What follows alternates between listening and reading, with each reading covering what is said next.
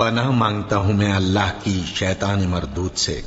شروع اللہ کا نام لے کر جو بڑا مہربان نہایت رحم والا ہے۔ حامیم، اس کتاب کا اتارا جانا اللہ کی طرف سے ہے جو غالب ہے، دانا ہے۔ بے شک آسمانوں اور زمین میں ایمان والوں کے لیے اللہ کی قدرت کی نشانیاں ہیں، اور تمہاری پیدائش میں بھی اور جانوروں میں بھی جن کو وہ پھیلاتا ہے یقین کرنے والوں کے لیے نشانیاں ہیں، اور رات اور دن کے آگے پیچھے آنے جانے میں، اور وہ جو اللہ نے آسمان سے ذریعہ رزق نازل فرمایا پھر اس سے زمین کو اس کے مردہ ہو جانے کے بعد زندہ کیا، اس میں اور ہواؤں کے گردش دینے میں عقل والوں کے لیے نشانیاں ہیں۔ یہ اللہ کی آیتیں ہیں جو ہم تم کو سچائی کے ساتھ پڑھ کر سناتے ہیں، تو یہ اللہ اور اس کی آیتوں کے بعد کس بات پر ایمان لائیں گے؟ ہر جھوٹے گناہگار پر افسوس ہے کہ اللہ کی آیتیں اس کو پڑھ کر سنائی جاتی ہیں تو ان کو سن تو لیتا ہے، مگر پھر غرور سے ضد کرتا ہے کہ گویا ان کو سنا ہی نہیں۔ سو ایسے شخص کو دکھ دینے والے عذاب کی خوشخبری سنا دو، اور جب ہماری کچھ آیتیں اسے معلوم ہوتی ہیں تو ان کی ہنسی اڑاتا ہے۔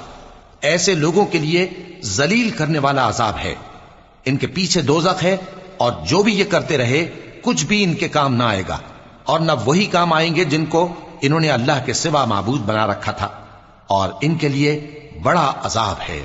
یہ ہدایت کی کتاب ہے، اور جو لوگ اپنے پروردگار کی آیتوں سے انکار کرتے ہیں ان کو سخت قسم کا درد دینے والا عذاب ہوگا۔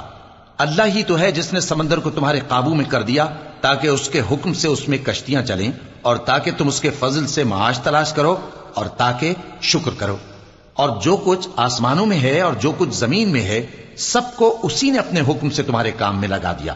جو لوگ غور کرتے ہیں ان کے لیے اس میں قدرت کی نشانیاں ہیں۔ مومنوں سے کہہ دو کہ جو لوگ اللہ کے ان دنوں کی جو اعمال کے بدلے کے لیے مقرر ہیں توقع نہیں رکھتے، ان سے درگزر کریں تاکہ اللہ ان لوگوں کو ان کے اعمال کا بدلہ دے۔ جو کوئی عمل نیک کرے گا تو اپنے لیے، اور جو برے کام کرے گا تو ان کا ضرر بھی اسی کو ہوگا، پھر تم اپنے پروردگار کی طرف لوٹ کر جاؤ گے۔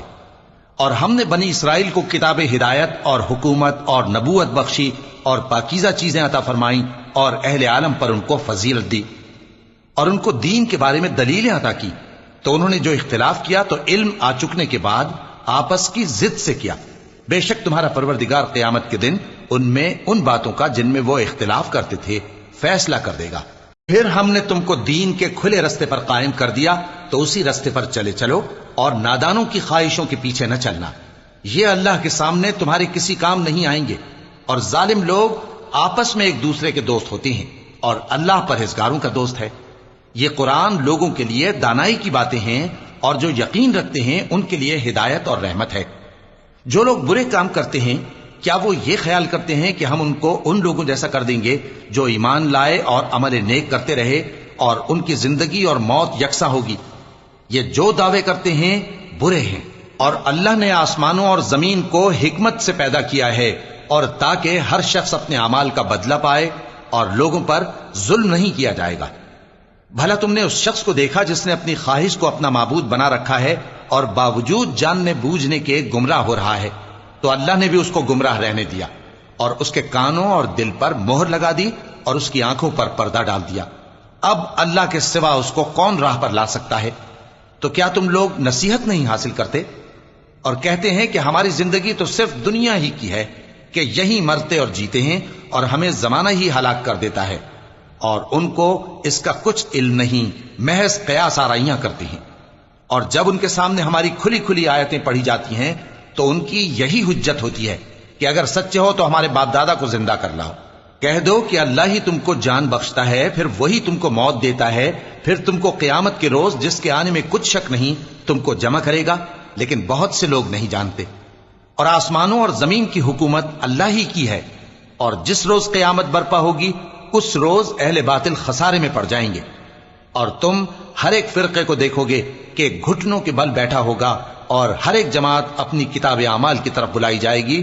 جو کچھ تم کرتے رہے ہو آج تم کو اس کا بدلہ دیا جائے گا، یہ ہماری کتاب تمہارے بارے میں سچ سچ بیان کر دے گی۔